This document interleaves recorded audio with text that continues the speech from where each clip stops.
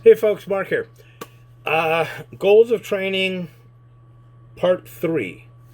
And that is not, we've talked about what is the goals of the training that they teach you at the end, end of it. Like, hi, I've been trained to pull the trigger. That's everything this training teaches me to do. So I'm going to have a hammer to answer any problems. Well, the next one is the race to get there. And this is something that came because a big thing that came because of the Pistolero Pete that I got in conflict with.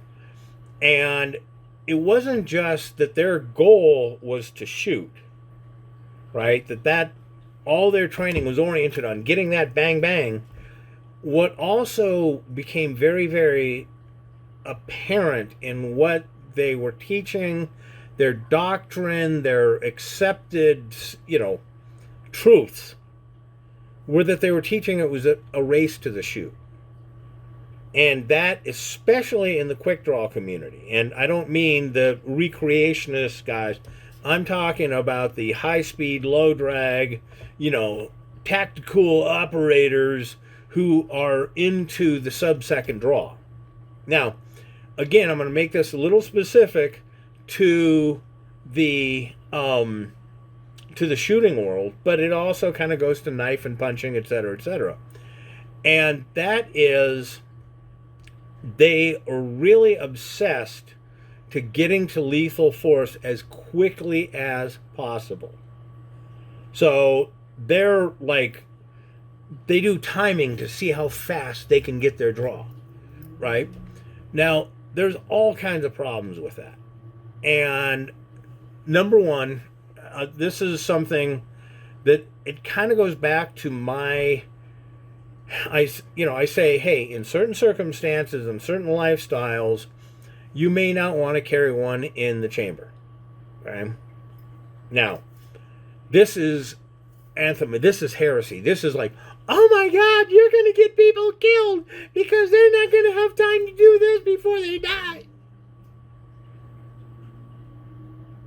What the actual fuck?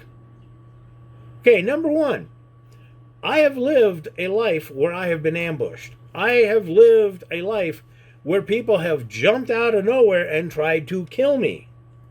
Okay? Now, that has not happened in a number of years. Okay? I mean, at least over 20. So it's like, how often do you need to shoot somebody draw and shoot somebody in under 1 second? Well, you could find yourself in all the... No, no, no, no, no, no, no.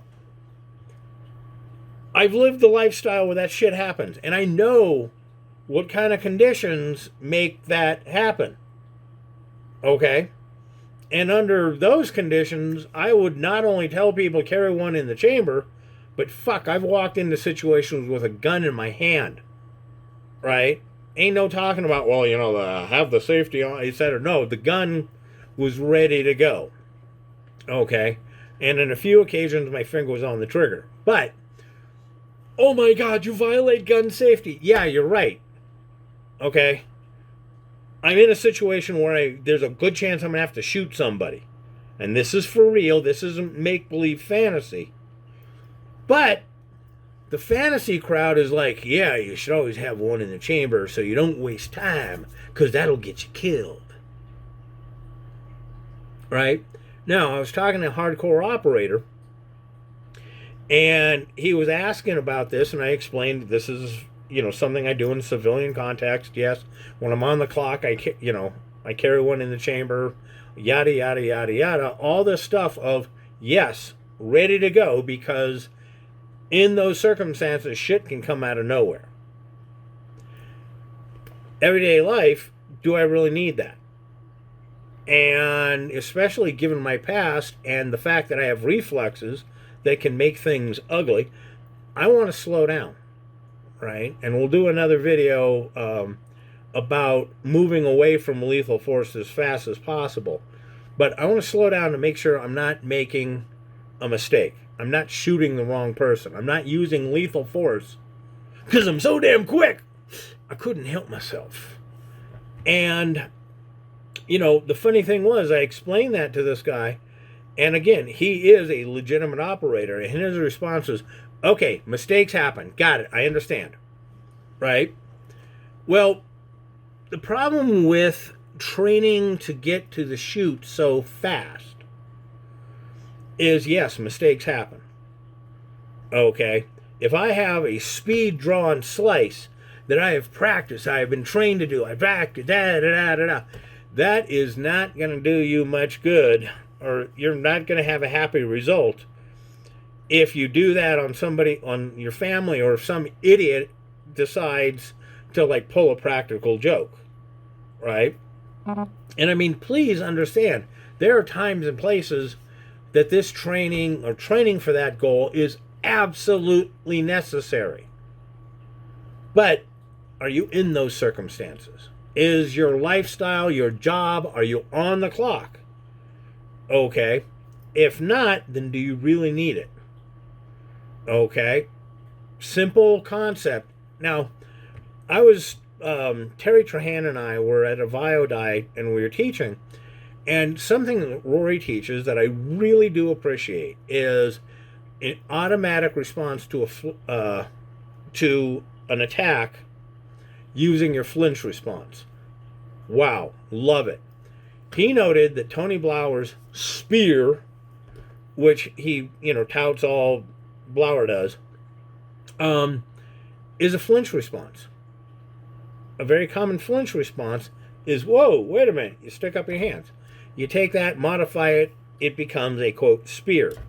On the other hand, you turn your head away, that's another flinch response. Now, you take that one and you modify it into what he calls Dracula's cape. Now, this becomes your snowplow. So, if something's coming at you, you go, nah, and you charge forward. Awesome. Okay? And what he does is, and this is like really cool, in that he finds out what's your flinch response, and then he teaches you how, do it, either one, and then he works towards people getting ambushed. And it's really nice to be able to have that. Okay? Now, one thing that Terry Trahan and I were talking about, however, is that before you flatten somebody using this stuff, you might want to stop and make sure that, it's the appropriate response. See, one thing that I pointed out is Rory was operating in an environment that nobody, if somebody touched him, nobody had the right to touch him, but if somebody touched him, they were in the wrong. Flat out. As a correctional officer, the inmates had no purpose touching him whatsoever. And if they did so, especially in a hostile manner, it was legally assumed to be an attack. So, squish. Okay. Yeah. Great. Understandable. And by the way, all the other correction officers knew not to prank each other. Okay? Like, I'm going to jump you from behind because I think it's funny. Here's the thing. If you're not a correctional officer, you are in an environment where people can run into you, and it may or may not be an attack. And if it's not an attack, a lot of times it could be a mistake, or it can be some idiot doing a joke. And this is, if you get skilled at physical stuff, a lot of people who don't know any better think it's really funny to spook you. Okay? And just like, I'm pulling a practical joke because he's such a badass. No. It happens. So the thing is, before you turn this guy into a red smear, you need to double check. Is this an attack? Okay? Really, really important. Well, we're Terry and I are talking about this, and somebody, it's like, sounds like you're disrespecting worry. It's like, no, not at all. This is wonderful to know. You need to have it, but now that you have it, let's start adding extra levels to slow shit down. So, the problem is, well, a saying that I have is that weapons are like power tools. Mistakes happen faster and they're usually bloody. Okay? And apparently that is kind of a strange concept to people because it's like, oh, power tools aren't bloody.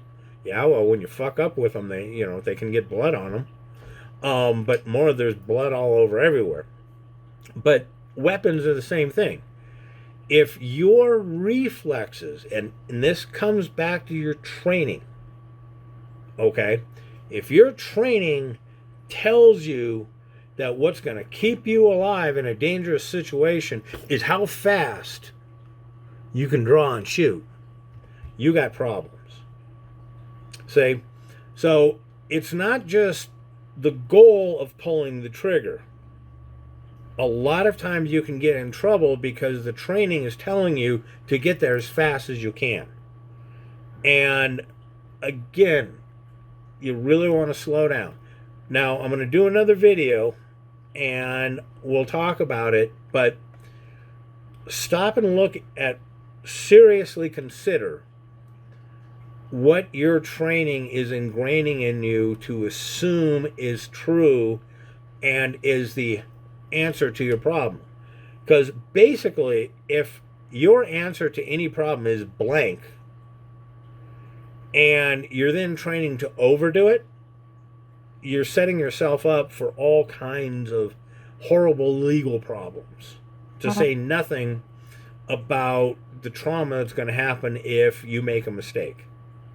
So don't be so obsessed on starting that you start when you shouldn't.